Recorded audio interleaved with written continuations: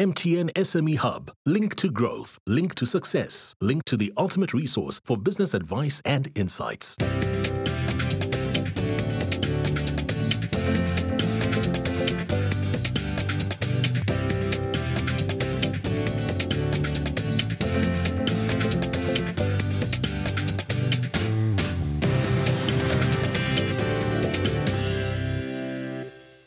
Welcome to the Big Small Business Show, the show for all our wonderful entrepreneurs out there. And many of you have started your careers in the food and catering industry.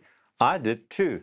And I know so many entrepreneurs that have gone on to build huge businesses in the catering and food industry. And one of those is in studio with us today. Her name is Pippa Hauptfleisch. I hope I said that right. She's from Pippa's Food. Let's take a look. I am Pippa Hauptfleisch. I own Pippa's Food. It's a catering and events company.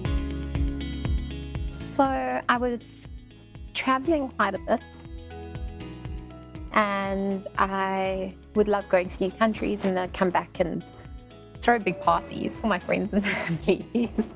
And just wherever I'd been, I'd throw a party, an Italian themed party, or I went to Cuba and I came back and threw a Cuban themed party, and it really excited me. But then I think what really sort of kickstarted it was I catered my dad's 60th, and then from there people started asking me, can't you cater this, can't you cater that, you know?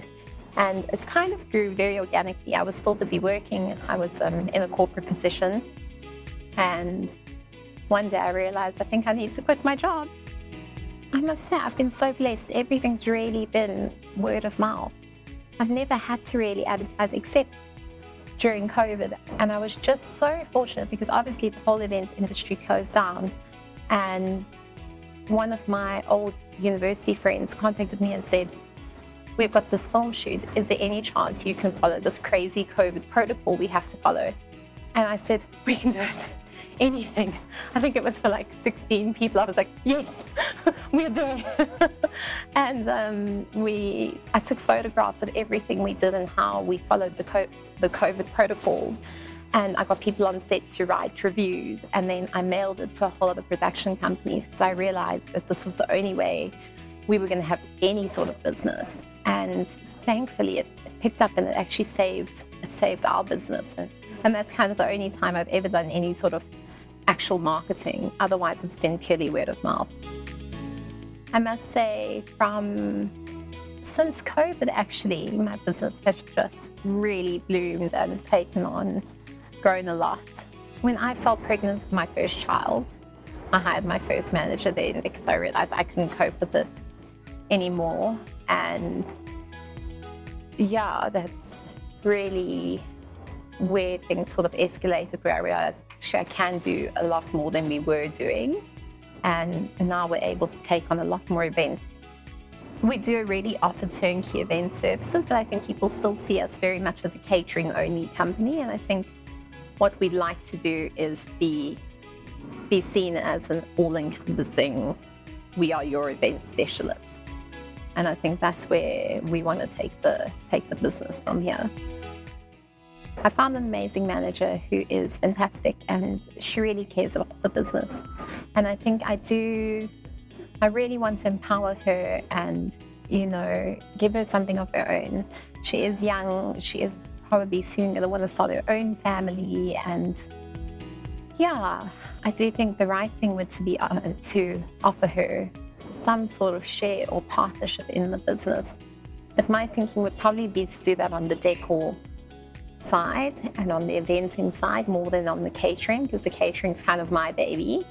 I wanted to know, how do I go about this, and what's the best way to actually protect myself going into this, because we can't control what other people are, what their movements are, and where they're going to be in the next 3, 5, 10 years. And I think, yeah, how would I structure a partnership offering, and what would be fair? Welcome to the Big Small Business Show. Thank you. Thanks for having me. So we're talking about your wanting to talk about a business partner. So why a business? I have to understand why an equity partner, why a partner and not an employee. In your mind, what would be the difference? I think knowing Amy now, she's worked for me for over 2 years, and knowing her and her personality, she really cares about the business. And she's young, and I want to give her a reason to incentivize her, but also I think she deserves it. And I think she could really help me grow the business and take it to the next level. And I do believe in her and her strengths. So why can't that, I know I'm pushing hard, but why can't that be, I've got a lot of employees that also care about the business and are, good for growing the business, but they don't all have equity in the business. So what makes, I'm trying to get in your mind of how you distinguish between somebody who works for you and somebody who becomes your partner. I think we work well together. Mm-hmm. We really do. I also work well with my staff. Not all of them, but most of them. She's young and she's hungry. I've got hungry staff. For business. Are you following what I'm saying? I'm trying to get in your mind what were there. You've got the two. I'm not trying to talk you out of it. I'm trying to get to, in your mind, is this a retention strategy, or is this because you believe she'll add value in the long term that you can't get from an employee? I think it would be a bit of both, to be honest. I think it's a bit of a retention strategy, but I think it also very much is because I think she will add value. And my family's growing at the moment, and my priorities have shifted slightly. And I've come to rely on her a lot. And I just feel that it is fair, and I think she would add huge value in taking the business to the next level. Have you had a discussion with her about it? I have. Okay. And what are her feelings? She's quite keen, but I haven't offered anything as yet. So you know she's going to be watching this on TV. I know. I'm quite anxious. If I don't decide to go ahead with it, it's a problem. Well, you can blame me. Okay. So you've had the discussions, and is she reticent? Is she excited? Is she a bit of both? No, she's excited. And I think I was quite worried about her moving back to Cape Town, but she's actually just bought a house here in Joburg. So that gives me a bit more confidence that she's here for the long run, which is quite nice. We're going to have to take a break now. When we come back, I'm going to continue my conversations with Pippa. Stay tuned.